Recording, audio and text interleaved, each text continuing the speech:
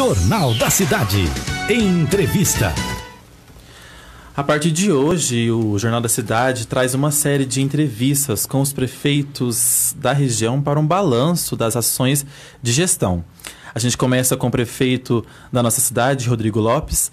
Rodrigo Lopes, bom dia, bem-vindo à Rádio Vinícola. E com ele também está o vice-prefeito João Magalhães. Bom dia, João. Bom dia, Felipe. Bom dia, Felipe. Bom dia, João. Bom dia, Francisco. E bom dia a todos os ouvintes da Rádio Vinícola que nos acompanham. Prefeito, muito obrigado por atender o nosso convite. Eu que agradeço aí a oportunidade. Prefeito, foram 8 anos à frente da nossa cidade. Nesses últimos 4 anos, qual obra realizada que, em sua opinião, marcou a sua gestão na cidade de Andradas? Bom, Felipe, foram aí, esses 8 anos de gestão, de muito trabalho, também de muita dificuldade, Nós tivemos aí diversos desafios durante esses 8 anos. São 141 obras entregues, de pequeno, médio e grande porte. Nessa última gestão, eu acredito que o Parque Municipal tenha sido uma obra de grande relevância, pela utilização que ele teve. O Pavilhão do Vinho, com certeza, será... o reflexo dele será na próxima gestão com a disponibilização do espaço com as condições de atendimento, mas eu elegeria como a obra aí de grande impacto nesse primeiro momento o parque. E logicamente, você vai falar assim, tem também os asfaltamentos, tem uma obra lá de 1.800.000 no Morro do Tirafogo, que em tese beneficiou uma região, mas toda a população pode fazer uso daquele local. E acima de tudo, o que não é uma obra, mas que é uma realização que eu considero talvez a mais relevante, a criação da Guarda Municipal como uma resposta à demanda pelas condições de segurança pública que o município de Andradas sempre teve. E para o senhor vice-prefeito, o senhor também concorda com o prefeito? Em sua opinião, qual a obra que vai marcar a sua gestão? Então, Felipe, como o prefeito Rodrigo disse, são obras que são físicas, como o asfaltamento lá do Morro do Tirafogo, realmente é uma obra que veio beneficiar uma região toda, um anseio muito grande daquela população que vive naquele local, que usam também aquela estrada, sonho aí de décadas, se não falar de um século, de necessidade, o pessoal está usando aquela via, e que foi realmente uma obra muito grande, vultuosa até, e que foi uma realização de sonhos de muitas pessoas. Mas eu concordo com o prefeito Rodrigo que não é uma obra, mas o que ficou marcado nessa administração realmente foi a Guarda Municipal, que atacou um anseio da população, que naquele momento ela exigia uma resposta dos órgãos de segurança na questão de segurança aqui em Andradas.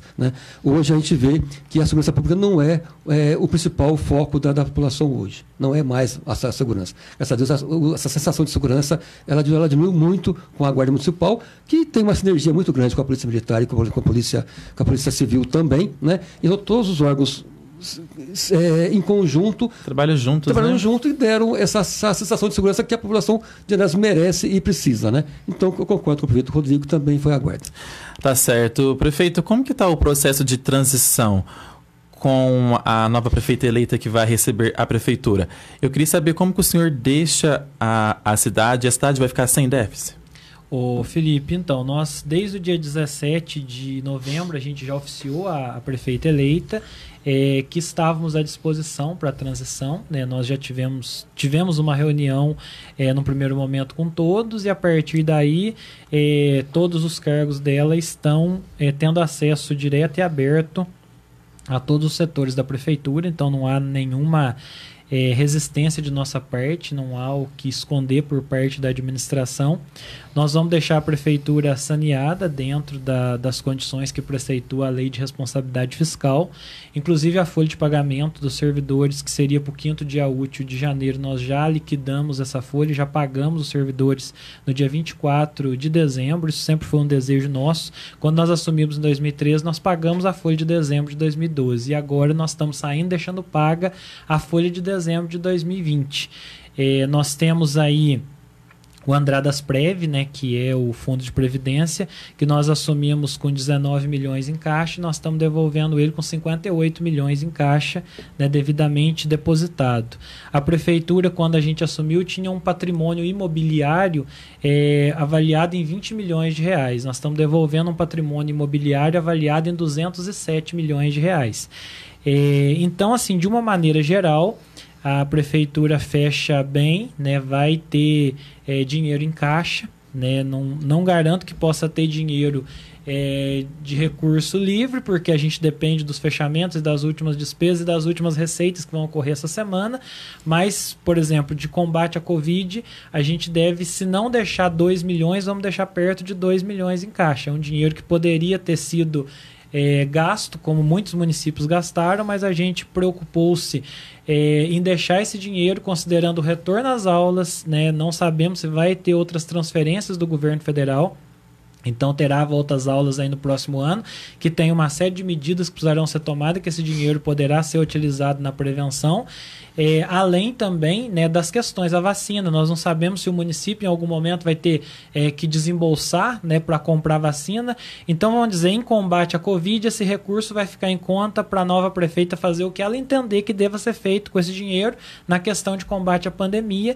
E a gente deixa o município numa condição bem mais tranquila do que a gente recebeu, né? Para você ter uma ideia, quando a gente assumiu os exames de média e alta complexidade, né? A gente sempre foi atacado por alguns membros da oposição dizendo das filas e reclamando. Quando a gente assumiu em janeiro de 2013, dessa mesma oposição que hoje nos critica, tinha 1.944 exames, que ia desde ultrassom até cateterismo, por exemplo, que estava na fila de espera. Nós estamos devolvendo com 459 na fila de espera. Então a gente reduziu, que em tese seria um exame de responsabilidade do Estado, que é média e alta complexidade, a gente reduziu em 75%, né, e é uma fila constante, que sempre vai haver essa demanda, mas as condições hoje são muito melhores do que há 8 anos.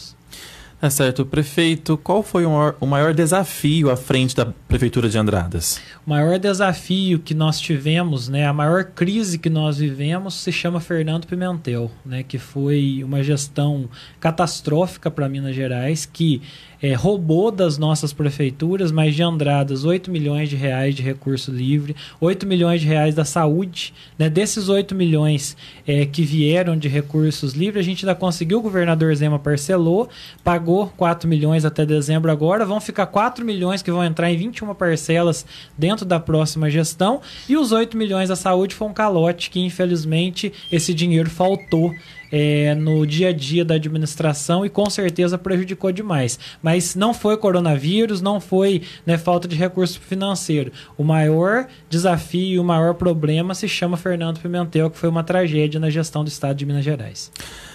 Prefeito, quais são os planos para agora? O senhor pretende concorrer a uma vaga como deputado em 2022?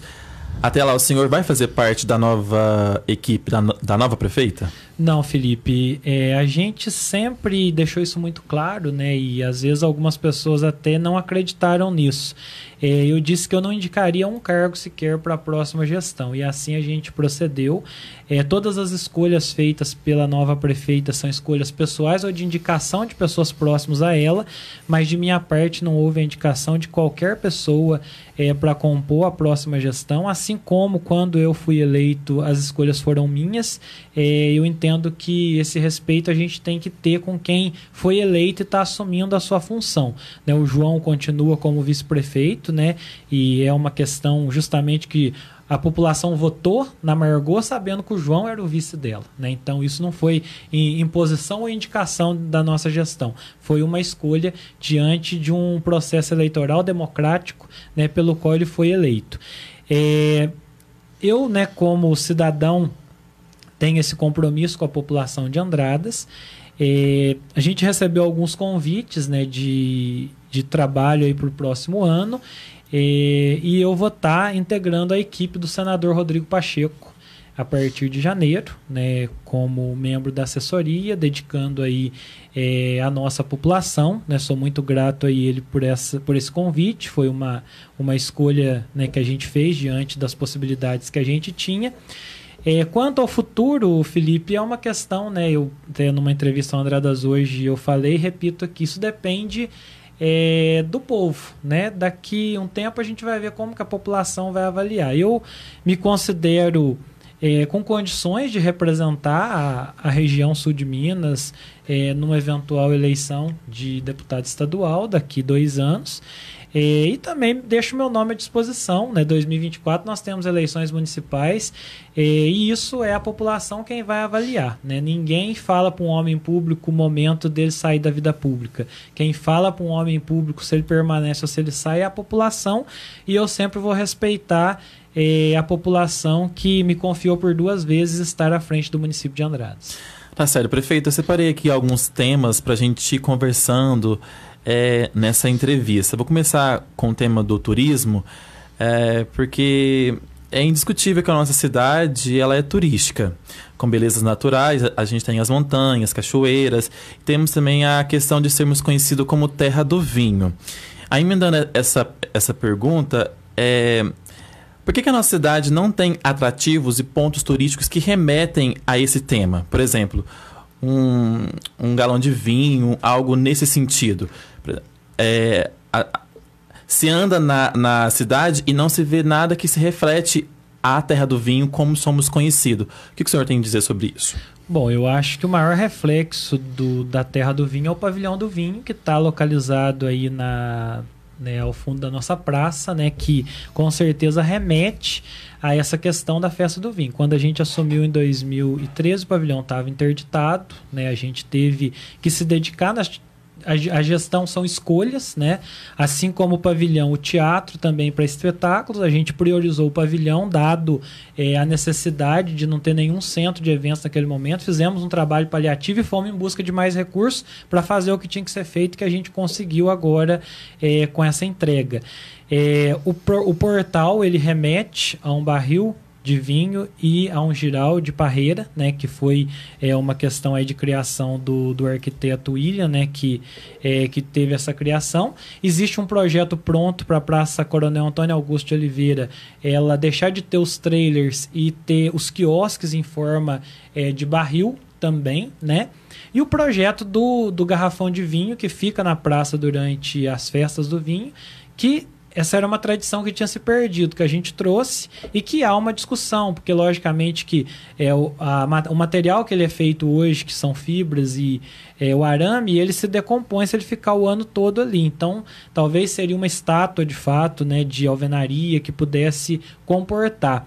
Mas eu creio que sim, a gente tem essa condição que remete ao vinho, né, além de todos os empreendimentos particulares, né, que a gente tem, que são belíssimos aí, de acordo com a estrutura de cada um, né? Tem gente que vem para ver uma estrutura mais sofisticada, como da Casa Geraldo, mas tem gente que quer conhecer uma estrutura mais artesanal, como a gente tem em todas as adegas, e cada uma com a sua beleza, né, com o seu aspecto necessário ali. Mas eu entendo que há, né, com certeza esse trabalho, e isso não tenho dúvida que haverá continuidade, Felipe.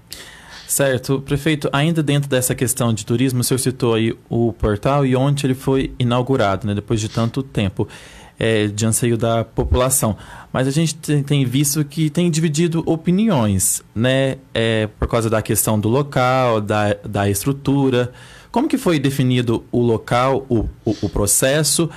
Foi feito algum estudo? A população pôde dar a sua opinião? Como que foi feito? Bom, o local ele foi definido de acordo com a disponibilidade que o DR nos deu, né? A princípio a gente pensava no portal ou aqui próximo ao Trevo ou no antigo posto fiscal, né, como possibilidade. Existe um projeto hoje, embora, né, o Estado não tenha levado adiante, de duplicação até a divisa do Estado de São Paulo. Então o DR nos retornou dizendo que o único local que eles autorizariam o portal seria no local onde foi construído. Né? Num primeiro momento a gente achou até que ficaria um pouco distante, porém de fato é a entrada do município. Né? Nós estamos entrando de São Paulo em Minas Gerais naquele local. Nós já temos um condomínio industrial a menos de 500 metros ali, então se ele fosse mais próximo essa parte ficaria fora, né? Então, de fato, a população, quando passar pelo portal, os visitantes, quando passar pelo portal, ele está entrando em Andradas, no município, não apenas na cidade. Ele está entrando em Minas Gerais, né? Então, a gente respeita as opiniões divergentes, né? Mas isso, com certeza, é uma questão, né, que foi o que a gente, né, tinha disponibilidade e o local que a gente tinha para fazer. Quanto à questão de ouvir a população, a gente abriu um concurso, inclusive para o desenho, né? Tiveram, acho que 8 profissionais que apresentaram alguns desenhos, porém, ninguém conseguiu concluir toda a documentação que era exigida nesse concurso, né? E a administração não poderia, se ela fosse repetir um outro concurso, a gente perderia o tempo, provavelmente perderia o dinheiro. E eu vejo alguns questionamentos, inclusive, por que não usou dinheiro na saúde, né? Aí a gente fala assim, 250 mil de um recurso.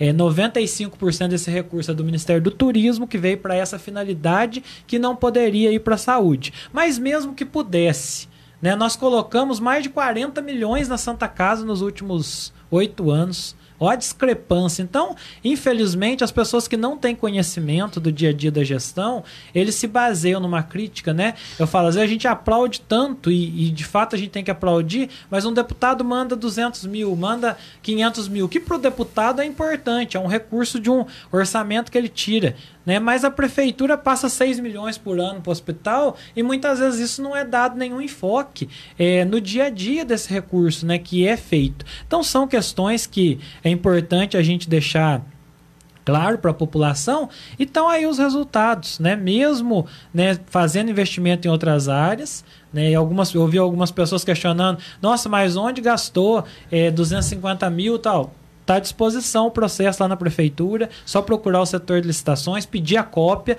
que a pessoa vai poder analisar todas as planilhas e cota no mercado se conseguiria fazer mais barato, né? Eu acho que a transparência é, né, o princípio básico que rege a administração pública e nós colocamos à disposição, né, principalmente aqueles que não têm conhecimento de engenharia, né, porque não sabe quanto fica um concreto armado, quanto que fica uma base, quanto que fica, né, toda uma estrutura de um local como aquele, assim como de qualquer outra obra. Mas a gente coloca à inteira disposição de todos. Prefeito, para encerrar essa questão de turismo, eu queria saber qual foi o motivo do CAT ser desativado aqui do município? Bom, a gente tinha um espaço onde você tinha um estagiário, muitas vezes ali, que não tinha a condição de dar informação adequada, né? Então você tinha um balcão de panfleto, e que não cumpria a função efetiva de um centro de atendimento. Na época, até o secretário era o Paulão Giordani, e surgiu a ideia de se criar uma estrutura de treinamento de todos os estabelecimentos do município para que todos fossem capazes de atender o turista, né? E assim tivemos aí treinamentos do Caminho da Fé, onde todos os estabelecimentos credenciados foram treinados. Nós fizemos uma parceria com a agência de turismo receptivo, com a Janaína, com o pessoal, inclusive fizemos alguns encartes aí em parceria com a própria associação comercial, né? Então eu entendo o seguinte, que naquele formato que existia, o CAT, ele era somente um espaço com balcão de panfleto. Eu entendo que o treinamento que foi dado para o pessoal hoje é muito mais válido. Cada gestão tem o seu perfil. Eu acredito que se for voltar o CAT, ele deveria voltar dentro de uma estrutura com um turismólogo, com, de fato, uma possibilidade de dali começar os passeios de turismo receptivo e ter a sua função, né? E a gente nem tinha tanta condição assim porque a gente não tinha leito de hotelaria suficiente no município, né? Então, durante esses 8 anos, a gente viu a expansão dos leitos de hotelaria, a gente viu o turismo gastronômico ser melhorado, a gente viu diversos setores aí organizar os seus espaços turísticos, seja restaurante no Pinheirinho, na Serra dos Lima, e tantos espaços, e eu sempre digo, Felipe, 90%, 80%, né, eu não consigo te precisar exatamente, mas acima de 80% o investimento em turismo é da iniciativa privada, e Andradas tem feito muito bem isso. O poder público ele tem um papel de fomentador, de trazer um fórum de turismo, como a gente trouxe na época que a Associação Comercial foi parceira, que a gente pôde discutir essa questão, né, diversos eventos que foram promovidos. Nós trouxemos aqui encontros da MM, né, encontros regionais do CREA, o João, né, como membro, conseguiu trazer. Então nós estamos trazendo turista de diversas maneiras para o município, e esse turista volta depois, né, porque teve prefeito que veio no encontro que depois voltou com a família para ir no Pico do Gavião, para pular, né, para fazer voo duplo, e assim para ir no restaurante, para ir na cervejaria, para ir no azeite, né? Então é esse o foco, né? Nós temos que ter uma estrutura efetivamente que funciona. Não adianta ter uma casinha com o nome de CAT somente para dizer que tem, né? Então foi esse o nosso entendimento, a nossa concepção. Tá certo, prefeito. Agora falando sobre habitação, sabe-se que de uma demanda grande da cidade é habitacional, né? Por exemplo, o que seu governo fez nesse sentido para Andradas? Sim, nós conseguimos aprovar 2 loteamentos de interesse social, né? Inclusive um deles ali próximo ao IAPESC, onde o próprio empreendedor construiu, né, por conta própria, as moradias, e foi possível o pessoal financiar pela Caixa. Nós temos um outro empreendimento, Jardim Heloísa, ali próximo a Soves, que está sendo construído com esse mesmo compromisso da habitação também ser, né, passível das pessoas conseguir esse financiamento. Lamentavelmente, o Estado de Minas Gerais, há cerca de 8 anos, a Coab não funciona em Minas Gerais, diferente do Estado de São Paulo, que tem um programa habitacional muito forte, né, e com uma estrutura aí que consegue atender e trazer resultados mais próximos. A Coab de Minas, infelizmente, ela tem resultados ínfimos, e eu acredito que aí eles não fizeram 1000 casas nos últimos 8 anos que a gente está acompanhando no estado inteiro. O programa Minha Casa Minha Vida, né, a gente teve uma grande dificuldade, a gente lutou de todas as maneiras para conseguir uma empresa que tivesse a viabilidade, porque o programa ele tem que ter o valor do terreno e o valor da construção correspondente àquilo que o programa paga. E a parte imobiliária de Andradas é muito cara, né? Nós tivemos aí uma parte imobiliária extremamente valorizada, que não comporta, só o valor do terreno custaria mais de 50% do que o programa tinha para a casa inteira. Então não viabilizou. Qual que seria a viabilidade? O município doar um terreno, né? E aí, diante de todas as tentativas, a gente buscou um terreno ali próximo ao presídio, inclusive. Do lado do presídio, né? Com a possibilidade da construção desses apartamentos. Nós apresentamos esse projeto, ele foi aprovado na época, com 192 unidades que ele foi aprovado, porém, o programa foi suspenso, né? Desde aí do ano de 2016, 2017, esse programa ele não teve novas contratações. A documentação está toda na Caixa Econômica, mas infelizmente não se tornou realidade. Então é um programa federal, né? Que com certeza nós fizemos aí a nossa parte. Infelizmente não se tornou realidade diante dessa questão aí do governo federal ter mudado o foco. Prefeito, a gente ouve muito na rua, a gente que anda bastante assim, por que as casas populares não saíram? Tem pessoas que citam, por exemplo, a cidade de Ouro Fino construiu 150 casas populares. Qual foi a dificuldade dentre desses 8 anos do seu mandato não ter construído a casa aqui em Andradas? A cidade de Ouro Fino apresentou um projeto que foi questão de 1 ano antes do nosso. Justamente porque lá conseguiu-se o terreno de uma maneira mais rápida. Tudo isso passa, né? Pode fazer a cotação de uma área do metro quadrado nas imediações urbanas do município de Andradas e de Ouro Fino, que você vai ver a valorização de cada um dos 2 municípios, e quem lida com a parte imobiliária sabe disso, né?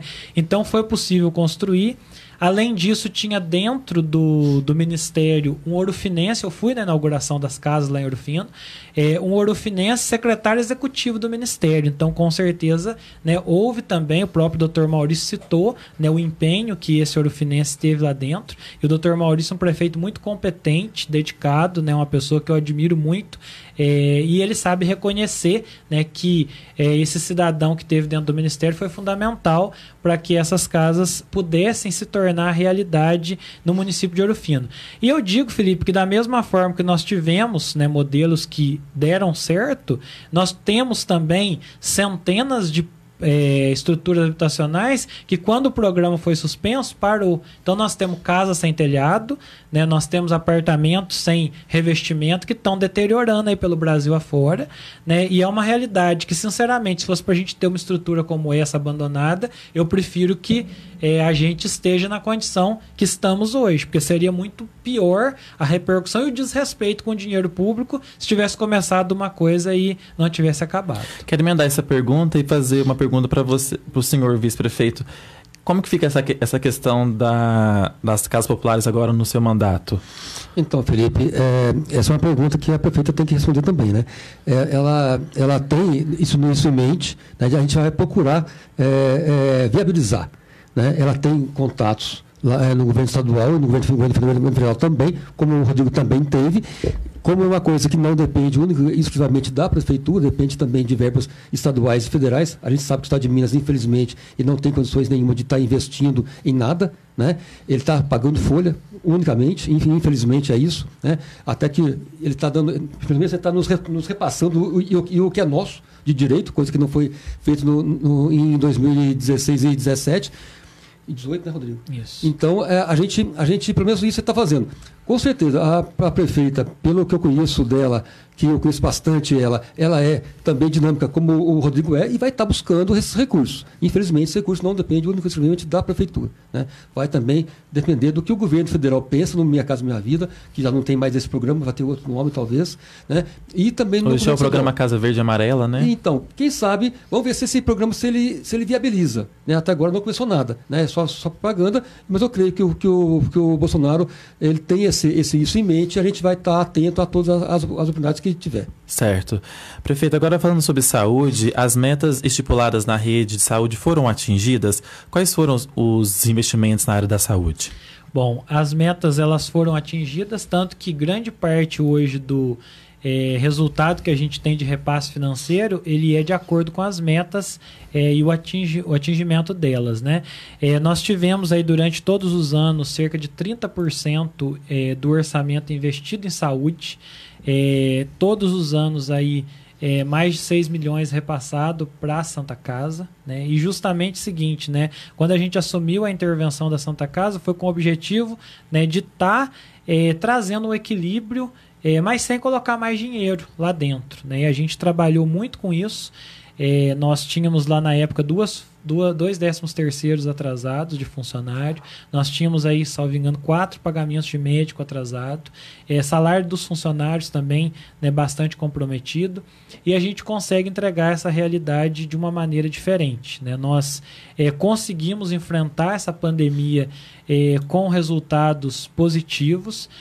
Nós tivemos aí a manutenção de toda a estrutura de especialidades na policlínica, ampliamos as equipes de saúde da família, né? A questão de combate a endemias, né, que são os programas constantes de combate à dengue, todas as outras questões, elas foram mantidas no decorrer de todos esses anos. Nós tivemos praticamente um surto de dengue no ano de 2014, salvo engano, e a gente conseguiu, né, fazer essa estabilização. Então foi muito bem, graças a Deus, essas ações. Hoje todos os postos têm médico, a gente chegou a passar períodos que não tinha profissionais disponíveis, a gente teve a importância da participação no Mais Médicos, que proporcionou essa cobertura, e hoje a gente tem esses profissionais. Maternidade, a parte de pediatria, né, que tivemos muitas dificuldades, com possibilidade até de fechamento da maternidade. Hoje essas escalas elas também estão cumpridas. Nós conseguimos reduzir mortalidade infantil, mortalidade materna, mortalidade fetal.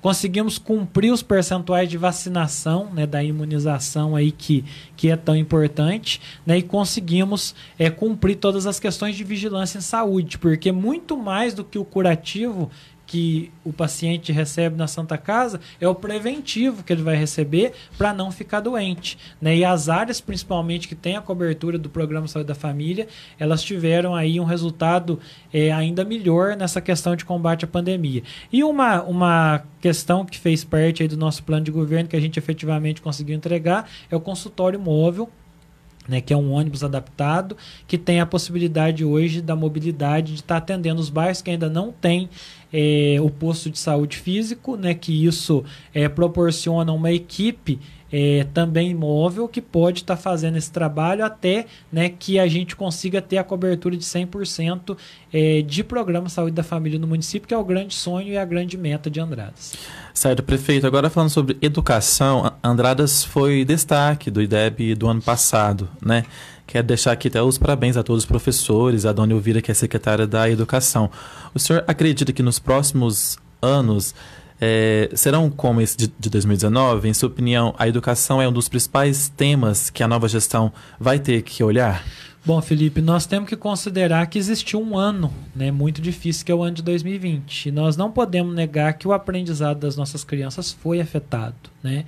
Eu digo para você que os professores fizeram um esforço hercúleo para manter esses alunos conectados, manter a integração deles na escola, aprenderam a lidar com a rede social, muitos que não tinham essa habilidade, muitos que, né, não tinham essa facilidade, se dedicaram demais, dia, então, os próprios noite, professores, né, sim, tiveram dificuldade com... E a gente agradece muito, porque eles superaram essas dificuldades e conseguiram transmitir. Mas não há algo que substitua um aluno dentro da sala de aula, né, na aprendizagem do dia a dia. Então, nós temos que ter muita parcimônia ao julgar os resultados da educação no próximo IDEB. Nós não temos que culpar a próxima gestão se eventualmente a meta ela não for atingida, porque o 2020 vai impactar nessa meta do IDEB de 2021 com toda certeza. Então nós temos que ter essa honestidade, essa hombridade de estar avaliando de maneiras diferentes. O cenário é diferente, demanda uma avaliação justa e correta dessa condição. Sem considerar que são alunos diferentes, né? Quando o pessoal fala assim, mas por que a nota de 2017 foi 7,1 e a de 2019 foi 6,7? Porque nós não avaliamos os mesmos alunos, né? Nós avaliamos alunos diferentes em anos diferentes e momentos diferentes. Então nós tínhamos uma meta de 6,7 que foi batida. Então o IDEB não caiu de 7,1 para 6,7. Não, a meta de 2017 foi superada e a meta de 2019 foi atingida, né? E tem uma meta para 2021 e vai ter outra para 2023. A educação vai ter um privilégio nos próximos anos, que é o novo Fundeb, né, que vai vir mais recursos, né, e que esses recursos com certeza deverão ser aplicados para a gente conseguir digerir esse ano de 2020 que foi tão difícil, tão complicado, mas eu tenho expectativas muito boas, né? O meu filho é matriculado em escola pública e vai continuar matriculado em escola pública, porque eu confio na qualidade do ensino municipal e na dedicação dos professores que trabalharam com a gente, né? Então eu não tenho dúvida de que nós teremos bons resultados nos próximos anos. Prefeito, sem dúvidas, a gente sabe que as crianças realmente foram atingidas e isso vai refletir lá na frente, né? Tem algum plano, aí eu já emendo essa pergunta junto com o vice-prefeito, tem algum plano na rede municipal de ao menos daí recuperar isso que foi perdido para o próximo ano? Então, Felipe, uma das coisas que a gente já teve com a prefeita, ela está muito atenta a essa questão, como o Rodrigo disse, do aluno, ele não está na sala de aula, né? Então, a ideia nossa é seguir o que o governo do estado está querendo fazer, que é voltar às aulas já em março. Então, a gente quer que todas as condições estejam próprias para que as escolas possam estar abrindo, né? Então, nós já conversamos com as escolas particulares para também viabilizar esse retorno às aulas de uma forma consciente e responsável, seguindo todos os critérios, todos os protocolos, né? Então, a gente vai torcer muito para que a população seja responsável nesse momento agora de festas, para que o índice de infecção com o Covid seja o mínimo possível, que a gente tenha condições mínimas para que em março a escola municipal, junto com a escola estadual, possa voltar, nem que for de uma forma híbrida, um pouco presencial, um pouco também virtual, mas que o aluno possa voltar ao convívio escolar, como o Rodrigo disse, é fundamental até para que a criança possa ter um relacionamento com o seu coleguinha, né? Então, isso já está sendo discutido com a equipe da prefeita. Nós já conversamos também com as escolas particulares, todas elas estão também ávidas para voltar esses alunos, porque eles têm essa necessidade, sabem do prejuízo que está sendo esse ano todo ficando fora, o prejuízo que eu digo para a criança, o prejuízo intelectual mesmo, né? Nem é financeiro, é intelectual, né? Que a criança sofre, ficar um ano parado em casa, ela perde o estímulo. A evasão escolar, a gente tem que tomar um cuidado muito grande para evitar a evasão escolar, né? Porque a criança, quando ela deixa de ir na escola por um ano, depois para ela voltar para a escola é difícil, a gente convencer a criança a voltar. Então tem que ser feito todo um trabalho, e o que o Rodrigo disse é fundamental, que você também falou, a gente tem que destacar aqui todo o trabalho que essas pessoas fizeram, né? Não é fácil você manter o aluno atento com todo esse material digital. Muitos tiveram que aprender a usar também o computador. E as crianças também. E muitas crianças não tinham nem equipamento para isso. Hoje eles têm. Hoje a gente tem uma condição, a prefeitura deu uma condição de um aprendizado, de um material de informática muito bem elaborado, né, Rodrigo? Que foi disponibilizado para as crianças e que a gente tem que aprender esse ano agora que vem, aprender, nem que for de forma híbrida. Mas a pretensão da prefeita, juntamente com as escolas, juntamente com o governo do estado, a gente iniciar março já com as escolas já funcionando. E já tem algum preparo? Como que estão as escolas? Elas estão sendo já equipadas? Como que está esse processo? Então, Felipe, a sorte é que tudo na vida ela não começa de hoje para amanhã, né? Então já estou pensando em março, porque assim que a gente entrar já no dia 4, vamos começar a trabalhar já no dia 1º, mas vamos falar no dia 4, que é o primeiro dia útil, já formando o pessoal, já preparando toda a questão de volta às aulas. O Rodrigo ele não disse, mas a prefeitura já tem um protocolo de volta às aulas desde junho, pronto já, que a gente não sabia quando queria voltar, poderia voltar esse ano. Então já tem esse protocolo, né, Rodrigo? A Secretaria de Educação de André. Inclusive a Regina, que assume a Secretaria de Educação, foi uma das pessoas que participou da elaboração e, logicamente, que ele vai ser adaptado à realidade do perfil da próxima gestão, mas que a gente já deixou, né, um caminho aberto aí para que seja colocado dentro daquilo que a próxima gestão deseja nessa prerrogativa do retorno às aulas.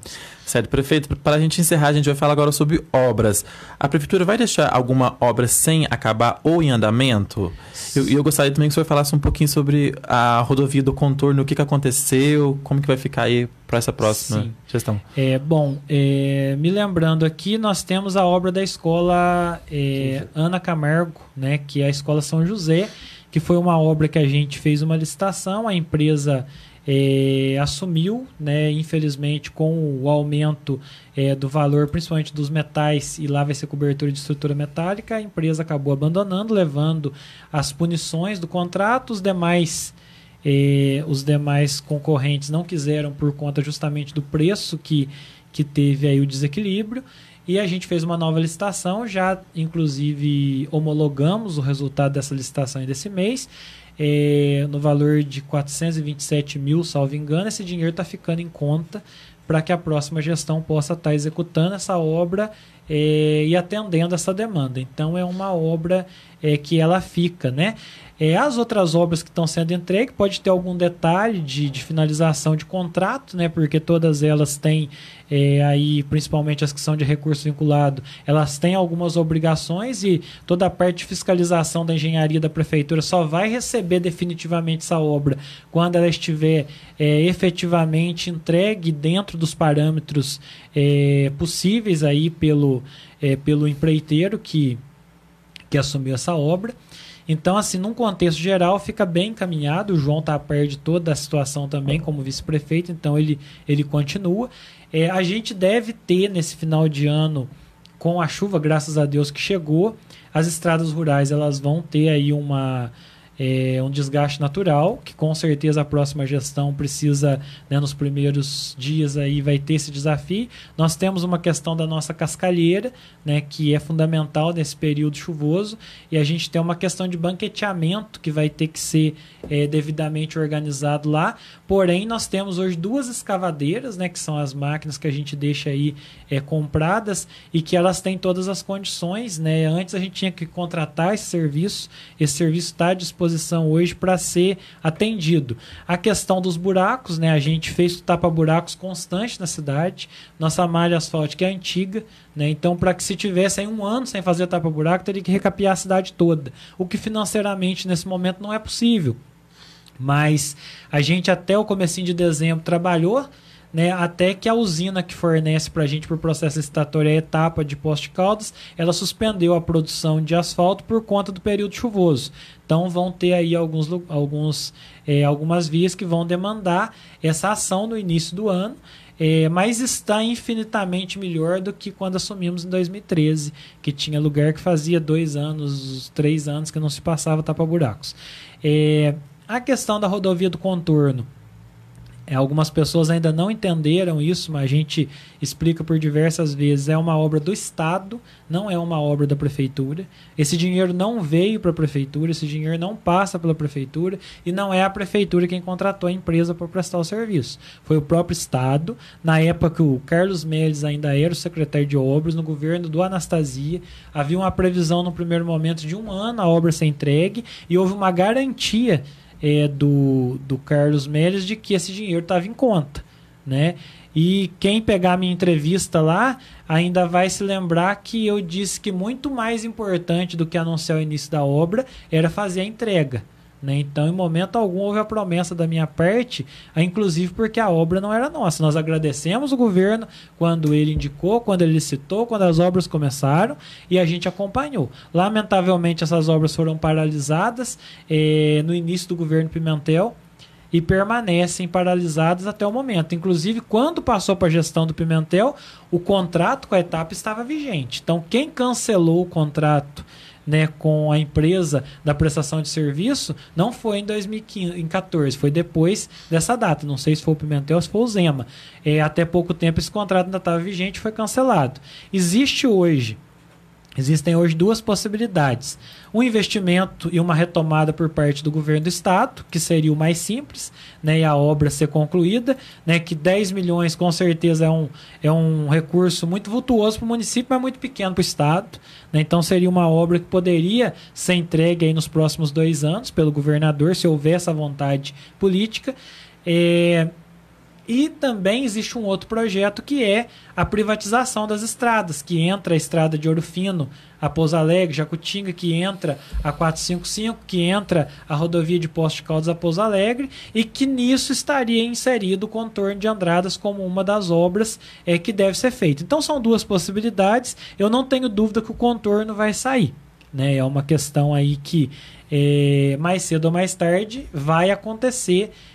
O contorno com certeza vai se tornar uma realidade. A gente lamenta, né, que tenha essa protelação, e na verdade não é uma promessa de 2013, não é uma promessa de 2017, isso aí é uma promessa da década de 80, que existe esse compromisso do Estado em estar fazendo essa obra, que é até vergonhoso para o Estado, né, não ter entregue uma obra tão pequena no âmbito do Estado e tão relevante como é para o município de Andradas. E aquilo que nós pudermos fazer para intermediar isso, né, como cidadão, e estando aí no meio político, nós vamos tentar trabalhar sempre para que isso se torne realidade. Tá certo, prefeito. São muitos assuntos, né? Afinal, são 8 anos de mandato, né? A gente fica aqui mais 1 hora para falar sobre as suas ações. Quero que o senhor deixe, por gentileza, as suas considerações finais, uma mensagem ao ouvinte da Rádio Vinícola. Felipe, eu agradeço muito, né, a você, agradeço aqui ao Francisco, né? Estive aqui nessa mesma rádio falando com diversos locutores durante esses 8 anos, e a gente sempre foi muito bem recebido, muito bem tratado, e eu agradeço muito a atenção, agradeço o seu Domingos, né, que é meu amigo muito antes da prefeitura, muito antes da política, e que eu tenho certeza que continua meu amigo depois de todo esse processo que a gente viveu durante esses 8 anos. Existem desafios e desgastes durante uma gestão, existem erros e acertos. Eu não sou perfeito, minha equipe não é perfeita, a gente cometeu erros e falhas, mas a gente jamais se omitiu, né, de tomar qualquer decisão que fosse preciso tomar. Eu quero aqui agradecer à Câmara Municipal, aos vereadores que compuseram a Câmara de 2013 a 2016, aos vereadores que compõem a Câmara de 2017 a 2020, pela parceria importante que nós tivemos no decorrer de todos esses anos. Eu entendo que foi fundamental Poder Legislativo e Executivo caminhando junto, e a gente sempre foi muito cobrado e sempre procurou dar as respostas que tinham que ser dadas para a Câmara Municipal. Então eu agradeço muito a nossa equipe de trabalho durante esses 8 anos, que foram guerreiros e corajosos. A gente passou por tudo que se pode imaginar, né? De um governo desastroso a uma pandemia, a dificuldade financeira, né? Tudo isso a gente passou, né? E estamos aí concluindo com um saldo bastante positivo, né? Com resultados muito positivos. Então isso é fundamental. Então a equipe, né? O João, que foi um companheiro extremamente dedicado, extremamente comprometido, extremamente voltado para a questão pública, né? Que é fundamental.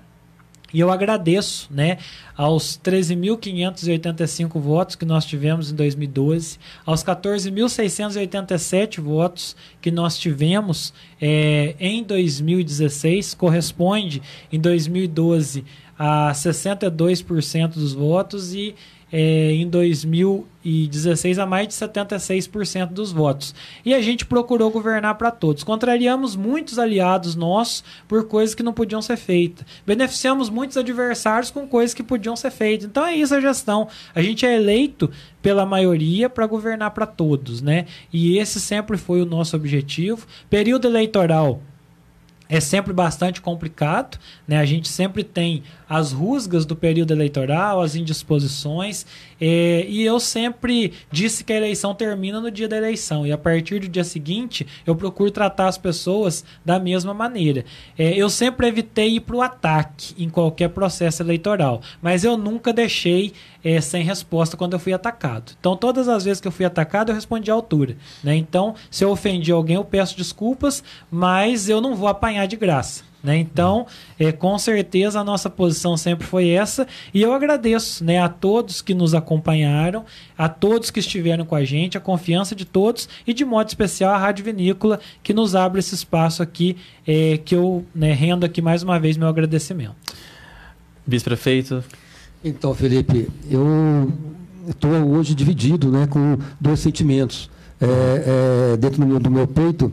E um é um sentimento de gratidão, né, por esses 4 anos, né, que o Rodrigo me proporcionou, juntamente com a população de Andradas, de poder estar contribuindo com um pouco do meu conhecimento, né, dando um pouco para a cidade do muito que ela me deu, né. Aqui foi a cidade que eu escolhi para viver, aqui eu conheci a minha esposa, eu tive as minhas 2 filhas, aqui a minha vida profissional foi toda desenvolvida aqui em Andradas, né.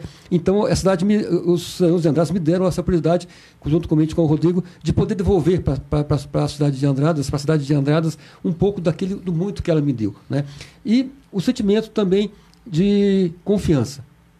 Metade do meu peito hoje está com a gratidão a tudo que o Rodrigo e a cidade me deu, essa equipe fantástica que ocupa hoje a Prefeitura de Andradas, e a outra metade é de confiança. Confiança em tempos melhores, confiança em... eu tenho certeza da dedicação que a prefeita Margot tem, da capacidade que ela tem de gerir uma cidade. Eu tenho uma confiança muito grande que a população vai entender os próximos anos, que serão anos difíceis, né, financeiramente. Infelizmente, nós estamos aí no meio de uma pandemia que ainda não acabou. Infelizmente, a população ela vai entender e compreender e ser parceira dessa administração, né? Então, o meu sentimento hoje é de gratidão e de confiança, né? E a gente agradece mais uma vez aqui também a Rádio Vinícola, que sempre que o Rodrigo não pôde participar, eu estive aqui, né, dando as notícias da Prefeitura, mostrando a transparência que o Rodrigo sempre exigiu que a gente tivesse E a rádio sempre nos abriu as portas aqui e os meus microfones para que a gente pudesse satisfazer as perguntas da população. A gente espera continuar o ano que vem com essa mesma abertura, porque a população ela exige, ela merece que o nosso governo seja transparente. Obrigado. Tá certo, prefeito. Professor, eu desejo boa sorte com o novo mandato. Prefeito, muito obrigado pelo o senhor fez pela cidade e até a próxima entrevista. Muito obrigado. Obrigado, abraço.